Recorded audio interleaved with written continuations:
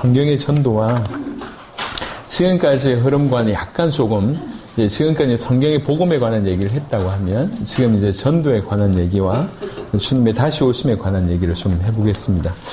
여러분 이제 예수님의 전도와 우리의 전도의 좀 차이점을 먼저 설명하면 좋을 것 같습니다. 여러분 예수님은 기본적으로 전 세계를 살리러 오셨습니다. 이게 출발입니다. 그게 사실은 가장 큰 출발이에요. 왜 그러냐면 우리는 그거 상관없이 일단 이제 어쨌든지 한 영혼을 이제 케어시키거나 설득시키거나 영접시키거나 어떻게든 해서 교회 데려오거나 우리 단체로 끌고 오거나 이런 부분에 생각을 많이 합니다. 우리는 절대로 전체에 대한 개념이 없습니다. 예를 들면 합천에 있으면 내가 합천 전체를 살리기 위해서 전도한다 이런 개념이 아니잖아요. 요게 틀린 겁니다. 주님하고 우리와의 가장 큰 차이점은 그겁니다.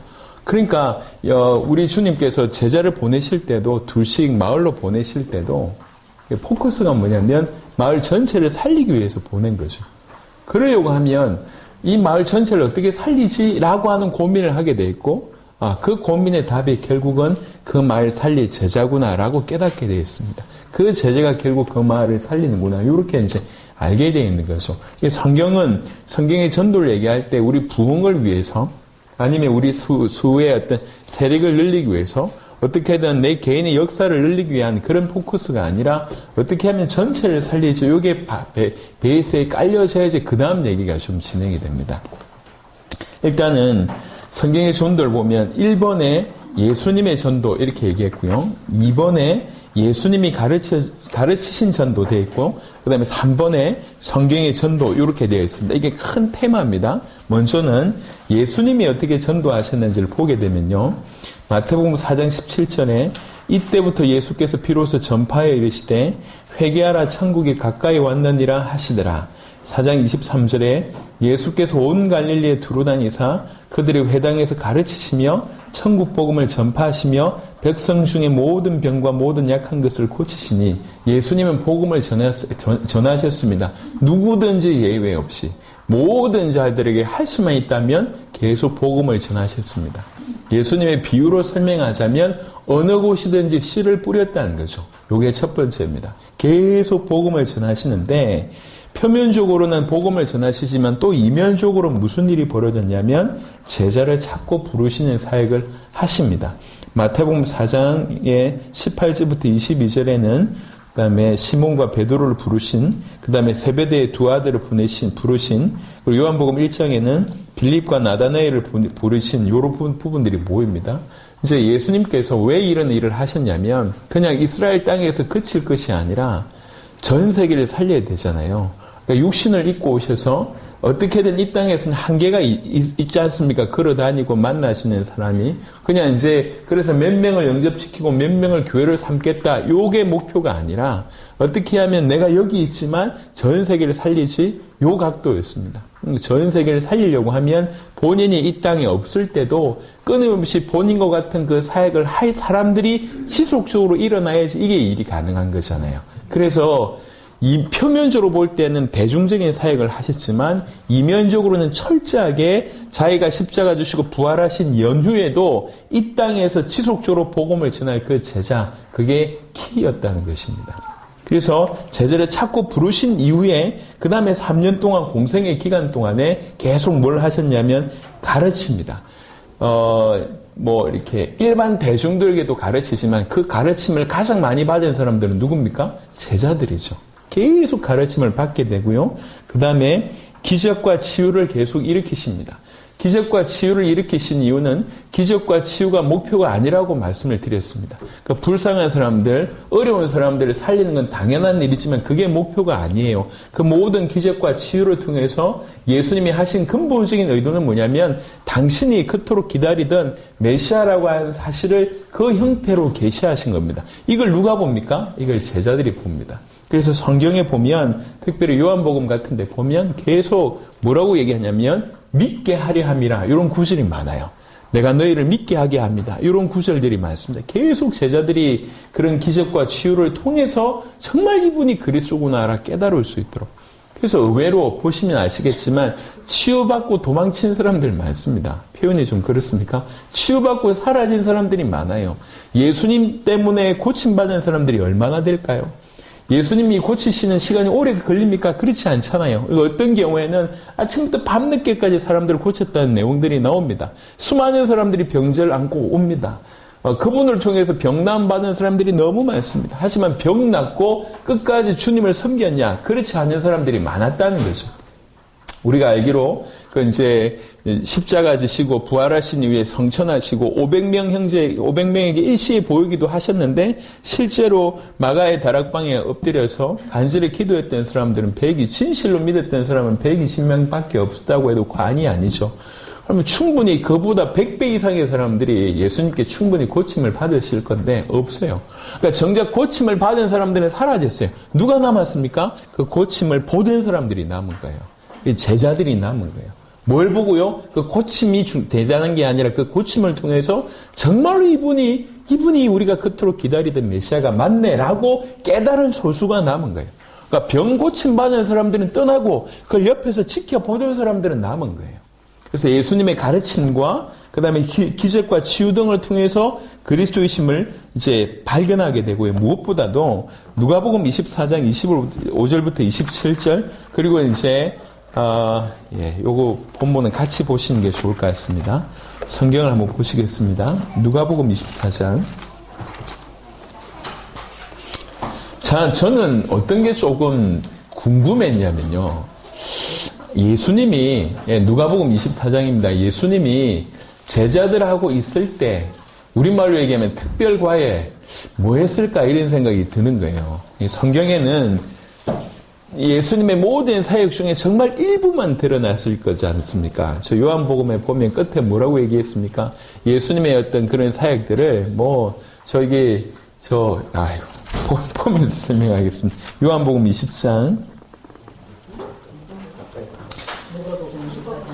누가복음 24장 볼 건데요.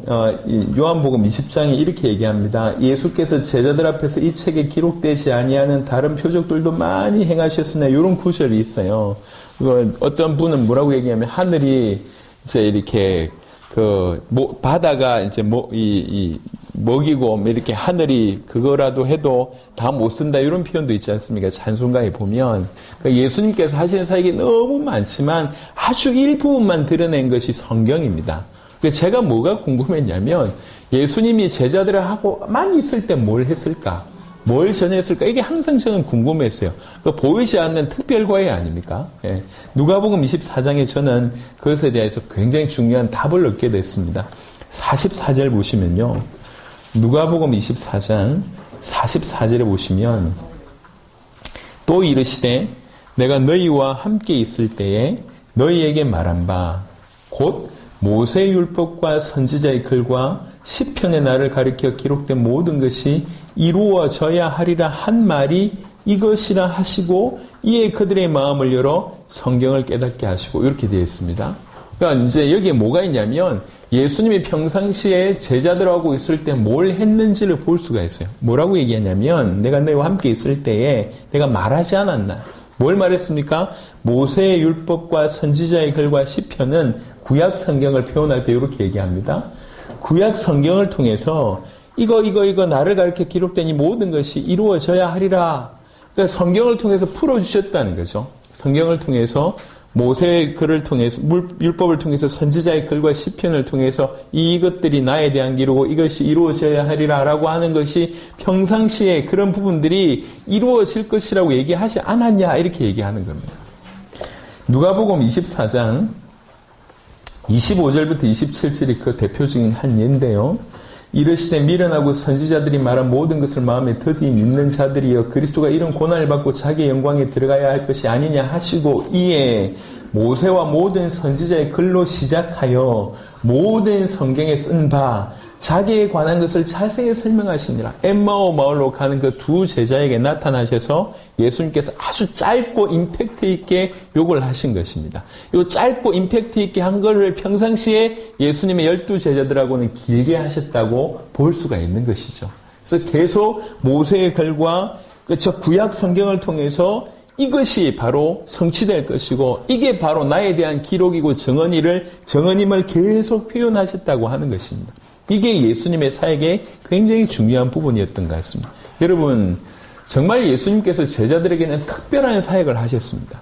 왜 그러냐면 아까 말씀드렸듯이 만약에 예수님께서 제자 사역을 하지 않는다고 하면 그때 한때 일어났던 붐이 그냥 꺼질 뿐이에요. 목숨 걸고 사역을 할 수가 없어요. 하지만 사도들은 예수님이 진실로 하나님의 아들 그리스도이심을 믿고 나서는 목숨을 걸게 됩니다. 그러면 진실로 그렇게 믿을 수 있기까지는 당신이 그리스도이심을 밝혀야 되지 않습니까? 그냥 기적이 아니라 철저하게 무슨 베이스로요? 성경 베이스로요. 여러분, 이게 그런 일이 과연 있었습니까? 보시면 여러분 사도행전에 보면 죄송하지만 배우지 못한 베드로가 얼마나 성경을 인용하면서 탁탁탁탁 풀어낸지를 보시면 아실 겁니다. 예컨대 12제자 중에 한 명이 비었잖아요. 가룟 유다가 비었을 때 한 명의 제자를 뽑아내야 될 것을 성경을 인용하면서 풀어냅니다. 이 사람은 원래 성경 박사가 아닐 거 아닙니까? 근데 왜 이런 일이 기가 막히게 그때 그 시간에 탁탁탁 얘기하죠? 사도행전 2장에도 마찬가지고 사도행전 2장 14절부터 36절을 설교를 보세요. 이건 어부의 설교가 아닙니다. 그러니까 예수님의 말씀을 평상시에 들으면서 구약이 쫙 꿰어진 거죠. 그리고 그리스도가 이해가 된 거죠. 그러니까 풀어낼 수 있는 것입니다. 그냥 자기 경험당 내가 예수님을 봤는데 예수님이 그때는 이런 기적을 행하셨어, 저런 기적을 행하셨어, 이게 전부가 아니라는 거죠. 성경 전체를 통해서 이분이 그리스도가 어떤 분인지 깨달으셨다는 거죠. 왜 그런 일이 벌어졌습니까? 예수님이 평상시 그 메시지를 계속 해오셨기 때문에 이게 가능하리라 볼 수 있는 겁니다. 그래서 보시면 예수님의 전도는 표면적으로는 모든 사람에게 복음을 전하고 수많은 사람들에게 기적을 베풀고 치유를 일으키고 오병이어 같은 것을 하고 그렇게 하는 것 같지만 철저하게 이면적으로 누구 중심이었냐면 제자 중심이었습니다. 제자 중심.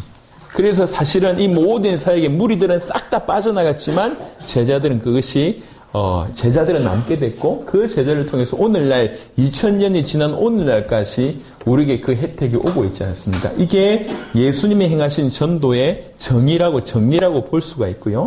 실제로 예수님이 그렇게 가르치셨는가 보겠습니다. 예수님이 가르치신 전도. 여러분, 전도에 대한 관심이 있는 분들은 꼭 마태복음 10장과 누가복음 10장은 깊이 보세요. 전도를 가르친 가장 중요한 본문입니다. 둘씩 보내면서 가르치신 거예요. 마태복음 10장을 한번 보겠습니다.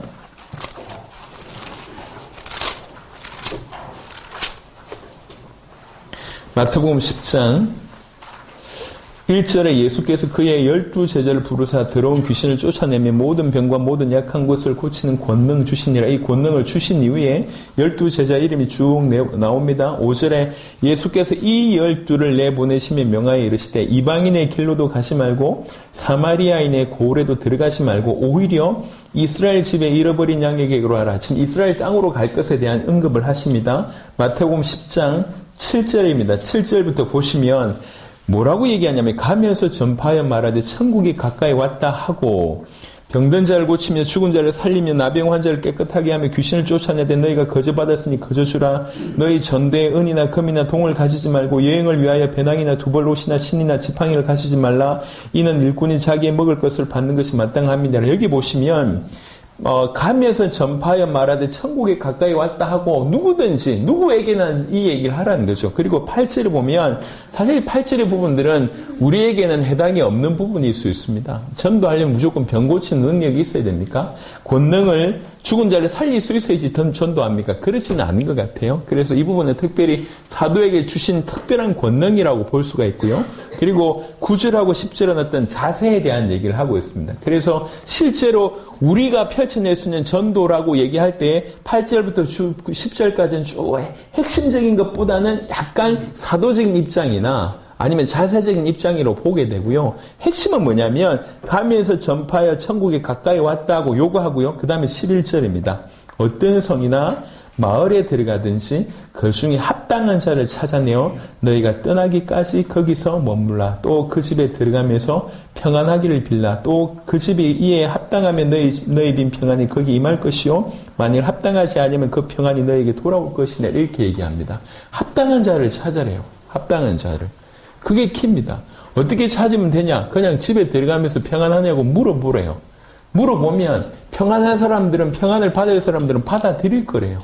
거기가 합당한 자래요. 그럼 합당한 자의 집에 가면 11절 후반절에 보니까 너희가 떠나기까지 거기서 머물라. 여기서 저기서 옮기지도 말고 떠나기까지 거기서 머물라고 얘기합니다. 자, 오늘날 일반적으로 행해지는 전도하고 전혀 다릅니다. 전혀 달라요. 보면 키가 뭐냐면 그 마을 전체를 살리는 게 키였어요. 그래서 그 마을 전체를 살리기 위한 것이 키였고 그 마을 안에 누가 있냐면 그 마을 살리기 위해서 준비된 제자가 있다는 거죠. 합당한 자가 있다는 거죠. 평안을 받을 자가 있다는 거. 그거 찾으라는 거예요. 찾으라. 그래서 어떻게 찾으면 됩니까? 찾는 방법 딴 거 없습니다. 가면서 전파하여 복음을 전하는 거예요. 복음을 전하고 나서 집집마다 문을 두들겨 보고 열면은 평안하냐고 물어보는 겁니다. 뭐 하는 겁니까? 확인해 보라는 거예요. 그러니까 복음 전하고 확인해 보는 것이 전부입니다. 그러면 그 안에 누가 나타나냐? 합당한 자가 찾아진다는 거죠. 예, 고구마 익은 거 어떻게 알 수 있습니까? 예, 찔러보면 알 수 있는 거죠. 삶고 찔러보면 알 수 있는 것처럼. 그러니까 키가 뭐냐면 합당한 자를 찾아라. 왜 그렇습니까? 예, 그 합당한 자가 그 말을 살릴 것이기 때문에 그렇습니다. 찾으면 어떻게 해야 됩니까? 떠나기까지 거기서 머물래요. 떠나기까지 거기서 숙박하라는 겁니까? 아니잖아요. 그 사람이 중요한 사람이잖아요. 그러니까 그 사람을 지속적으로 양육할 것에 대한 부분이라고 보실 수 있습니다. 어떻게 해석하든지 간에 성경은 이렇게 얘기하고 있습니다. 누가복음 10장도 한번 보겠습니다. 제가 제 말 하는 것이 아니라 예수님이 12제자들 또 70명을 보내면서 이제 하신 것을 우리가 연구할 필요가 있습니다. 전도를 한다고 하는데 다 우리식으로 하잖아요. 우리 방법으로 하지 않습니까? 우리의 어떤 전략 가지고 하잖아요. 우리가 만든 원리 가지고 하잖아요. 우리가 만든 소책자 가지고 하지 않습니까? 그리고 나서 사후 관리도 다 우리식으로 하지 않습니까? 하지만 성경에 예수님이 뭐라고 가르치신지를 우리가 냉정하게 주목해 보자는 것이죠. 누가복음 10장에는 1절에 그 후에 주께서 따로 70인을 세우사 친히 가시려는 각 동네와 각 지역으로 둘씩 앞서 보내시며 이제는 70명입니다. 70명을 둘씩 앞서 보내셨대요. 그러면서 이르시되 추수할 것은 많되 일꾼이 적으니 그러므로 추수하는 주인에게 청하여 추수할 일꾼들을 보내주소서 하라. 이렇게 먼저 얘기합니다. 뭐라고 얘기합니까? 일꾼에 대한 얘기를 먼저 하는 거예요. 이게 키입니다. 그러면서 갈지어다 내가 너희를 보냄이 어린 양을 이리 가운데로 보낸 것 같도다. 전대나 배낭이나 신발을 가지지 말며 길에서 아무에게도 무난하지 말며 어느 집에 들어가든지 먼저 말하되 이 집이 평안할지어다 하라. 만일 평안을 받을 사람이 거기 있으면 너희의 평안이 그에게 머물 것이요 그렇지 않으면 너희에게 돌아오리라. 여러분 이거 너무 이상하지 않습니까? 우리가 알고 여러분 둘씩 전도 내보내면 여러분 나가보셨지 않습니까? 고민되죠. 예, 뭐가 고민됩니까? 어디로 가시 고민됩니다. 그 다음에요. 뭐라고 말하지 고민되잖아요. 지금 이 본문엔 그런 게 전혀 없어요. 예. 그냥 마태복음 10장과 연이어서 보면 그냥 무난하지도 말고 그냥 복음, 누군 만나는 사람들에게 복음을 선포하는 겁니다. 그래 놓고 문 열면서 평안하냐고 물어보라는 거예요. 확인해 보라는 거예요. 그러면 누가 있냐면 합당한 자, 평안을 받을 사람이 있다는 거죠. 6절에 만일 평안을 받을 사람이 있으면 거기 있으면 너희의 평안이 그에게 머물 것이요 그렇지 않으면 너희에게로 돌아오리라. 평안을 받을 사람이 받을 거란 거죠. 그 집에 유하며 주는 것을 먹고 마시라. 일꾼이 그 싹을 받는 것이 마땅하니라. 이 집에서 저 집으로 옮기지도 말라. 이렇게 얘기를 합니다. 핵심이 뭐죠? 평안을 받을 사람이 있다는 거예요. 왜 이렇습니까? 처음부터 예수님은 어떤 조직이나 아니면 어떤 세력이나 이게 포커스가 아니고 처음부터 전 세계를 살리고자 하는 것이 처음부터 우리 주님이 가진 생각입니다. 그리고 그것을 제자들이 알기를 바랬어요. 예. 그래서 제자들에게 이 경험을 하게 하신 거예요. 많은 사람들이 나갈 때 뭐라고 말하시, 누구한테 가시, 이 고민 가운데 있는데 그 고민을 다 없애버렸습니다. 어디를 가든지 평안을 받을 사람이 있다. 어디에 가든지 합당한 자가 있다. 그 합당한 자를 찾아라는 거죠. 합당한 자가 어떻게 드러납니까? 복음이 선포될 때 드러납니다. 복음이. 여러분, 우리 이제 도로에 보면 설치한 것 중에 빛이 딱 비춰주면 반사되는 게 있잖아요. 그것 때문에 이렇게 길을 안내해 주지 않습니까? 도로에 보면 이 가에 이렇게 동그란 걸 이렇게 만들어 놨잖아요. 빛이 딱 비춰주면 반사되어서 이제 어두울 때 이제 우리 길을 인도해 주는 역할을 하지 않습니까? 평상시는 별표가 안 납니다. 빛이 딱 비춰졌을 때 나타납니다. 우리 어두울 때에 저 짐승들 이렇게 빛 비추면 눈이 예, 그때 막 드러나잖아요. 이렇게 빛이 나던 것처럼 마찬가지입니다. 제자는 뭐에 반응하냐면 복음에 반응합니다. 이게 참 신비롭습니다. 올바른 복음이 전해질 때에 반응 보입니다. 올바른 복음이 선포될 때에, 그래서 저희가 전 세계에 가서 한 개 딴 게 아니에요. 어떤 형태로든지 복음을 전합니다. 신방을 해서 복음을 전하거나, 이렇게 집회를 통해서 복음을 전하거나, 교회 주일 예배를 통해서 복음을 전하거나, 노방 전도를 통해서 복음을 전하면 딱 드러납니다. 예. 예, 복음 앞에 반응 보이는 그 사람이 제자입니다. 우리는 그것만 확인하면 되는 거죠. 그래서 지금은 별로 그렇지 않지만 초창기에 저희 사역은 제가 말씀 전하면 우리 같이 갔던 동력자 우리 성도들은 저 뒤에서 불꽃 같은 눈으로 누가 듣냐 쳐다봅니다. 저 뒤에서. 지금도 우리 성도들 몇 명 중에 여러분 자세를 다 봤어요. 누가 좋는지, 누가 은혜 받는지 다 저 뒤에 보고 있어요. 예. 평가 내리면서 저 사람 제자 같다, 저 사람 아닌 것 같다, 다 뒤에서 보고 있어요. 저희 아버지 조금 전에 가셨는데 저희 아버지가 전문입니다. 잘 듣던데 다 보고 있어요. 왜 그러냐? 우리에게는 그게 핵심이었거든요. 우리가 빠져나가고 나서도 이 지역에서 지속적으로 복음 전할 사람, 우리는 그 사람 찾으러 갔으니까요. 우리가 지금까지 한 게 그거밖에 없어요. 그게 땡입니다. 그게 전부예요. 어딜 가든지 복음 전해서 제자가 찾아지지 않습니까? 그러면 이 제자에게 목숨 겁니다. 이 제자가 빨리 성장할 수 있도록 따로 만나든지 해서 더 깊이 복음을 선포해주고, 그리고 방향을 제시해주고, 우린 빠져나오면 이 사람이 그 나라를 살리는 거예요. 마이크가 그러했고, 니오말이 그러했고, 만나시는 한니발이나 이런 사람들이 전부 그랬습니다. 저희는 훈련하지 않습니다. 훈련 시스템이 없어요. 제자는, 창세부터 예비된 제자이기 때문에 훈련이 필요 없다는 얘기가 아니고 훈련으로 길을 길러질 수 있는 성질이 못합니다. 복음에 반응 보이는 제자는 이것에 목숨 걸고 있기 때문에 스스로 더 복음을 알고자 발부둥치고 성장하게 되어 있습니다. 그래서 훈련이 있다고 하면 다른 사역에 같이 데려가는 거예요. 이게 전부 훈련의 전부였습니다. 그래서 저희는 훈련 시스템이 없어요. 그런데도 불구하고 전 세계가 이렇게 사역이 벌어지거든요. 저는 성경 그대로 했을 뿐입니다. 전 세계에 합당한 자가 있구나. 평안을 받을 자가 있구나. 내가 내 세력과 우리 교회 확장과 우리 어떤 단체의 부흥을 꿈꾸지 않고 정말 그 나라를 살리고 그 지역을 살리고 전 세계를 살리고자 하는 마음 그대로를 펼쳐냈을 뿐인데, 우리는 그랬을 뿐인데 하나님께서 그렇게 역사하셨습니다. 그래서 마태복음 10장, 누가복음 10장은 여러분 전도를 꿈꾸고 주님이 오시는 세계복음을 꿈꾸는 사람들은 반드시 깊이 연구해 봐야 됩니다. 저 말에 속지 마시고요. 여러분들이 한번 확인해 보세요. 이게 무슨 말인지. 그래서 우리가 아무 생각 없이 어떻게든 한 영혼 귀하죠. 당연히 귀하죠. 한 영혼이 안 귀하다는 얘기를 하는 게 아닙니다. 우리의 초점이 뭐냐면 한 영혼도 살리되 동시에 전 세계도 살려야 된다는 거죠.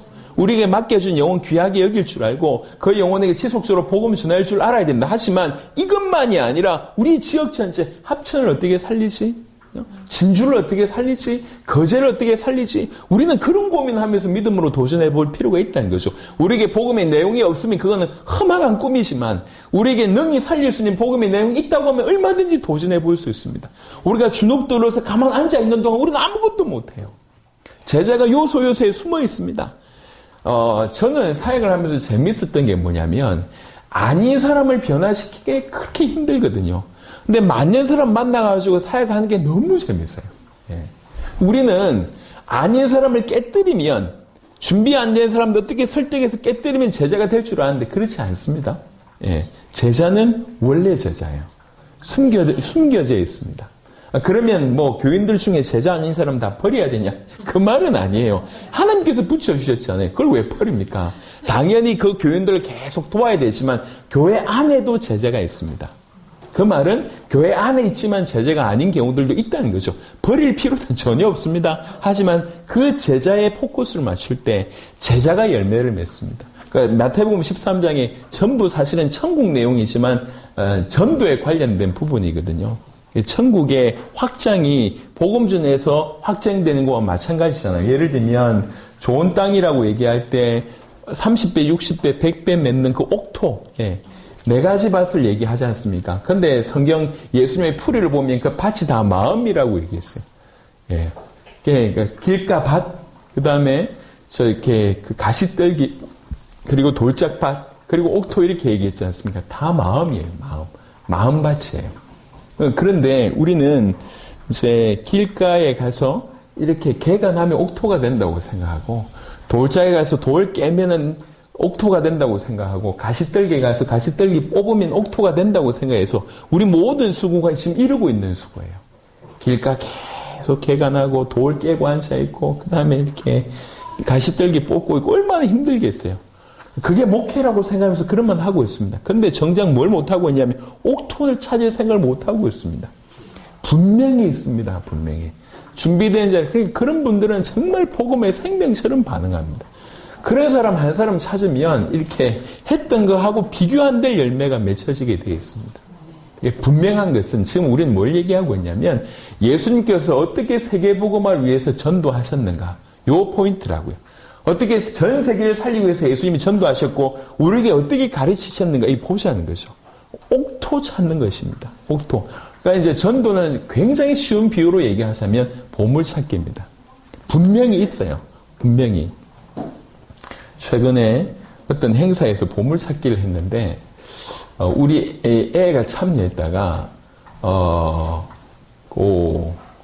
9살짜리인데 그 보물찾기가 현금이요 20만 원짜리를 찾은 거예요. 9살짜리 애가. 그러니까 보물찾기 이제 어딜 가든지 보물찾기 하면 이제 눈이 동그래가지고 잠을 안 잡니다. 가지고 보물찾기. 여러분 분명히 있다고 얘기했고 그 안에는 상금이 있다고 얘기하면서 찾으라고 하는 거잖아요. 없으면 힘들 건데 있다는 거죠. 여러분 우리 주님이 전 세계를 살리기 위해서 주께서 준비하신 사람들이 준비되어 있습니다. 그들을 찾으라고 얘기하는 거예요. 그래서 한편으로는 주님이 가르쳐 주신 전도 중에 하나는 뭐냐면 찾는 겁니다. 성경에 보면 겨자씨라고 있습니다. 아주 작은 씨지만 나중에 커서 큰 나무가 되는 이 겨자씨 아무런 영향을 끼칠 수 없는 것 같다 보이지만 가장 큰 거. 그 다음에 누룩 아주 작지 않습니까? 전체에 영향을 끼치지 않습니까? 이게 제자하고 합당한 자입니다. 밭에 감추인 보화 우리 모든 것을 다 드려도 아깝지 않을 이건 천국의 비유시면 한편으로는 전도의 비유라고 얘기할 수 있습니다. 제자가 이런 사람입니다. 극히 값진 진주 하나 마찬가지죠. 그래서 예수님이 행하신 것도 예수님이 가르치신 것도 포커스가 어디 있냐면 찾으라는 거예요. 왜 그렇습니까? 전체를 살리려고 하니까. 이게 중요합니다. 너는 제자 아니고 너는 제자 맞아. 이렇게 비교하라는 얘기가 아니고 어떻게 하면 전체를 살리지? 예, 어떻게 하면 전체를 살릴까? 그러니까 제자를 찾아야 된다고 하는 거죠. 여러분들이 축구를 좋아하시는지 모르겠지만 여러분들이 우리나라의 축구 감독이라고 생각해 보십시다. 우리나라의 축구 위상을 올려야 돼요. 그러면 제일 먼저 해야 될 일이 뭡니까? 우리나라에서 가장 축구 잘하는 놈들을 데리고 와야 될 거 아니에요. 어디서든지 찾아야 될 거 아닙니까? 그게 첫 번째입니다. 예. 그렇게 찾는 것이 발탁 안 된 사람들이 나쁜 일이죠? 나쁜 일입니까? 아니지 않습니까? 오히려 잘 찾는 사람들을 통해가지고 모아가지고 훈련시켜서 우리나라가 더 위상이 높아진다고 하면 그게 우리나라 전체를 유익하게 만드는 거 아닙니까? 요즘에 손흥민이라고 하는 이 분이 등장하기 시작하면서 여러분 우리나라 위상이 얼마나 높아졌는지 몰라요. 유럽이 코리아를 잘 몰라요. 영국이 잘 몰라. 근데 손흥민이 때문에 한국을 알아요. 아시아권 전체가 부러워하잖아요. 한국을. 아프리카도 마찬가지입니다. 그 한 명 때문에 전체가 우리를 알고 있습니다. 그 한 명 때문에. 한 명 제대로 키워내놨는데. 예수님께서 제자를 얘기하신 것은 다른 사람은 틀렸고 이 사람 맞다. 이 관점이 아니에요. 제자의 키는 뭐냐면 전체를 살려야 되니까. 전 세계를 살려야 되니까.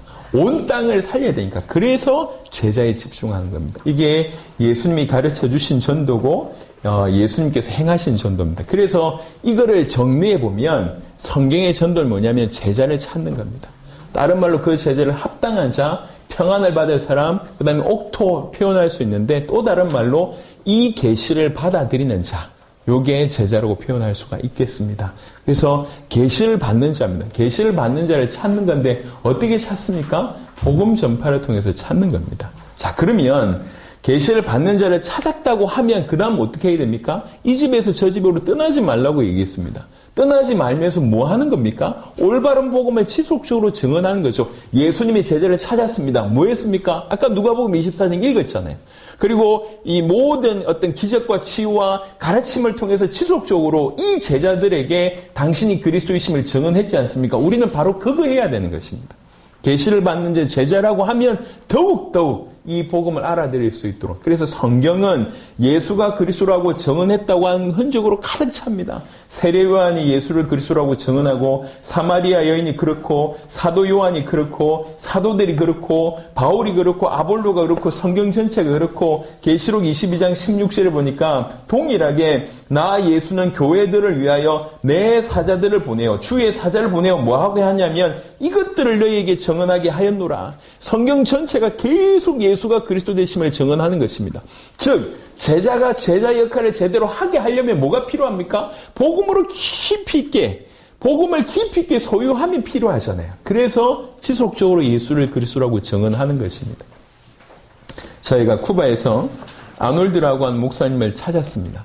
찾은 이후에 아주 짧은 시간이지만 아놀드를 따로 불러서 계속 성경을 통해서 예수님이 그리스도라고 풀어내고, 이 복음을 받은 자가 주님 오실 때까지 세계복음만 해야 되는데 당신이 당신 민족, 당신 나라 살려야 된다고 얘기를 했습니다. 그리고 빠져나왔어요. 이 혼자가, 이분이 뭐라고 얘기했냐면 쿠바 안에 있는 모든 기독단체들, 그러니까 선교단체나 교단들이나 그 중에 90% 이상 안 가본 데가 없대요. 다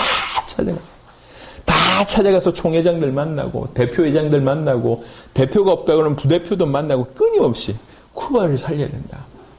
복음으로 쿠바를 살릴 수 있다. 우리가 함께 연합해야 된다. 다 찾아가는. 그런 사람들이다 보니까 이 사람들이 또 찾은 제자들이 또 그와 같이 뛰어요. 제가 지금도 기억나는 목사님이 계세요. 연세가 꽤 많아 보이세요. 꽤 많아 보이시는데 복음을 받고 정말 눈물로 간증하던 분인데 한 번은 이렇게 간증하시더라고요. 내가 복음 전하기 위해서 얼마나 걸었는지 하나님만이 아신다. 이렇게 얘기해요. 내가 복음 전하기 위해서 얼마나 걸었는지. 그러니까 이게 다 산길, 교통이 좋지 않으니까 그러면서 복음을 계속 전한 거예요. 예. 딴 게 아닙니다. 어떻게든 내 나라 살려야 되겠다. 그러니까 그렇게 사는 게 얼마나 행복할까요?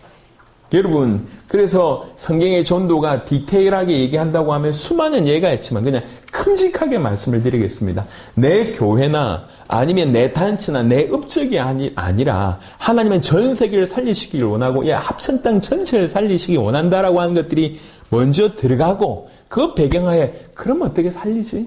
이 마을 전체를 어떻게 살리지? 이 마을 안에 제자가 있다는 거예요. 이 마을 안에 누가 제자인지 모르지 않습니까? 제자 써 있습니까? 아니잖아요. 확인해야 될 거 아니에요. 복음을 전해. 어떤 형태로든지 복음을 전해봐야 되는 거예요. 그런 반응 보입니다. 여러분 핸드폰 안에 여러분이 알고 있는 지인이 몇 명 있습니까? 100명, 200명, 300명, 400명 있지 않습니까? 내가 알고 있는 모든 사람들 안에 제자 있습니다. 500명 안에 제자가 있다니까. 이 제자를 어떻게 찾아내면 되냐? 다 어떤 형태로든지 복음을 전달해 봐야 된다는 거죠. 메시지를 전달하거나, 여러분 직접 만나서 전달하거나, 아니면 메시지의 내용을 전달하면 꼭 들을 수 있도록 해보면 그 몇 명 안에 틀림없이 복음에 탁 반응 보인 사람 일어난 그 사람이 제자입니다. 예. 그 제자 찾아졌으면 그 다음이 더 중요하죠. 이 제자가 복음을 깊이 받을 수 있도록 어떤 형태로든지 계속 이 사람에게 복음을 전합니다. 이렇게 정기적으로 만난다든지, 아니면 이렇게 며칠을 좀 깊이 보내다든지, 어떤 형태로든지. 그러면 제자가 자기 역할들을 정확하게 깨달으면 여러분과 같은 일들, 여러분보다 훨씬 큰 일들을 하게 됩니다. 그래서 성경의 전도는 전체를 살리기 위해서 제자를 찾는 것이다. 어떻게 해요? 복음을 전함으로. 자, 찾아졌으면 더욱더욱 예수님이 제자들에게 했던 것처럼 복음을 깊이 있게 정언하는 것이다. 이 집에서 저 집으로 떠나지 말며 그 정도로 그런 자세를 가지고 하는 것이다. 이렇게 간단하게 정의할 수가 있을 것입니다. 여러분, 믿음으로 한번 펼쳐보시길 바랍니다. 말 통하지 않는 해외에서 펼쳐내도 이런 일이 벌어지더라고요. 국내 안에서도 이런 도전들을 계속 하려고 하고 있습니다. 어떤 면에서 제가 지금 이 자리에 온 것도 이것 때문입니다. 이 자리에 계신 여러분들 중에 한 명이라도, 두 명이라도 이걸 받게 된다고 하면 지금은 대단치 않게 보여도 계속 역사가 일어나는 것입니다.